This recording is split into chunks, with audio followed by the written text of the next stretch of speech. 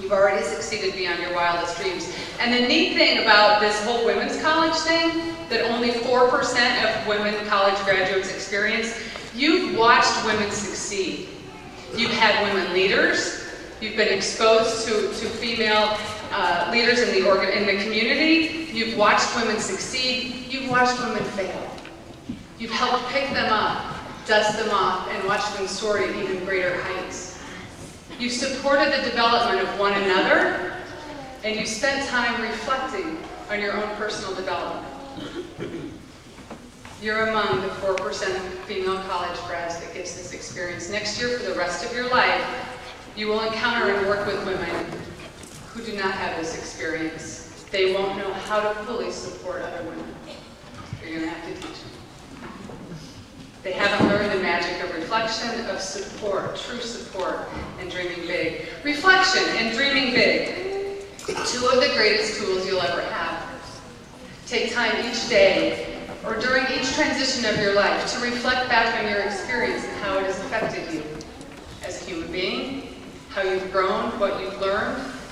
And reflecting on your time at Cottey, I had the opportunity to talk to some students, was it 54 days before graduation? I think you guys told me, 42. And I asked them, looking back at your time on Cottey, what will you remember? What will you have learned? And I asked some of you yesterday at President's House. Kyla said she learned that there is no hierarchy. She can march in to Dr. Rogers' office and ask a question if she wants to. There isn't a hierarchy. You will see that, however, in colleges and universities, for that feeling of equality, and that you can and have a right to ask questions and talk to people. Maggie told me that her horizons have been expanded and there's a greater appreciation for diversity. Holy cow, is that ever true? Seeing all the license plates here last night again just brought me all back. I transferred from here to University of Northern Iowa, all Iowa plates. Where are you from? 3 hours away. Appreciate and value this diversity. Amanda realized this was a great one, that people don't care about what you know until they know how much you care. It's not just the teachers and faculty who care about you here, it's the housekeepers too. It's true, they care deeply. And when you go out into the world, this was a tip that my mother gave me as I was getting ready to go out into the world in my teaching career that never happened. She said, make friends with the janitor. They will be your best friend. Care deeply about the housekeepers when you leave here. Lindsay talked about a sense of empowerment that she received here, and that she's dreaming bigger than ever before. I think some of you can relate to that. Your horizons have been broadened. You're willing to jump further, and it's not as fearful as it once was. You can perhaps see your destiny a little bit better. Which takes us to the next part of leadership, of goal planning, of success. Dreaming, visualizing, looking at your future. Right now, can you imagine in your minds what it is you want? Where you want to be, how you want to be. Some of you are nodding yes. I went like this. My future was very hazy when I was in your seat, but I knew that I would soar to amazing heights. Somehow, it just wasn't as clear as the person sitting next to me. Set goals. Even if it's not a firm goal that I'm going to be a physician in this city and doing X, Y, Z. Those are very specific goals that some of you may have. For me, it was more visual. Create a visual board, create pictures, images of what you want to be, how you want to be. I want to be the best speaker out there. I want to be the best mom out there. I want to be the best attorney. Whatever it is, create that visual and commit to it, and things will start happening to support your reaching that goal. I'm going to tell you a little story. In 1979, way before you guys were born,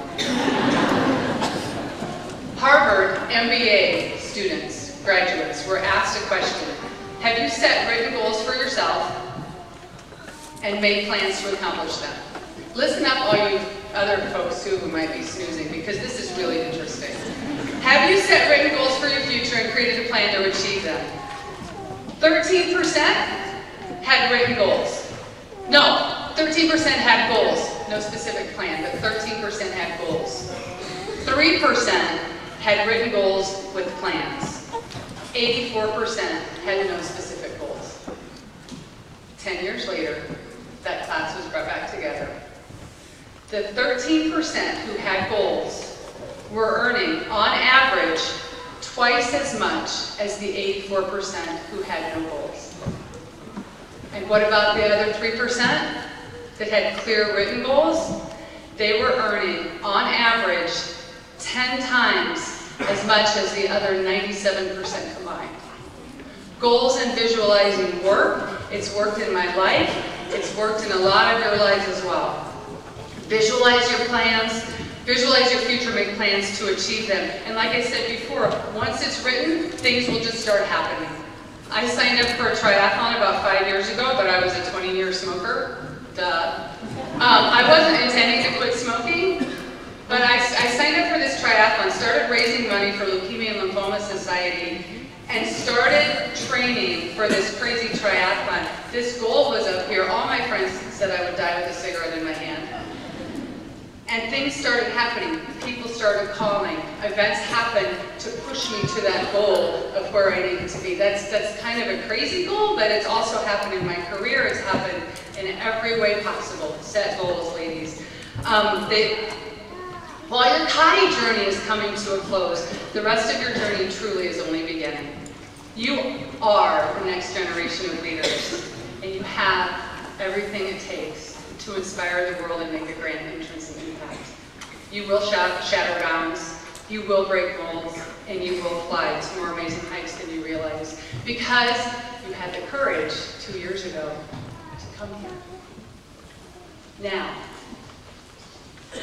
here's what you really need to know.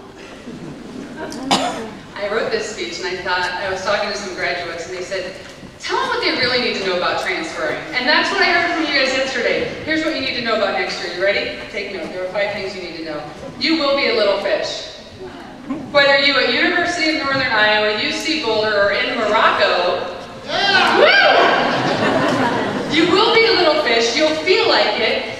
But those little fish are the feistiest. Get out there in front of the pack and use that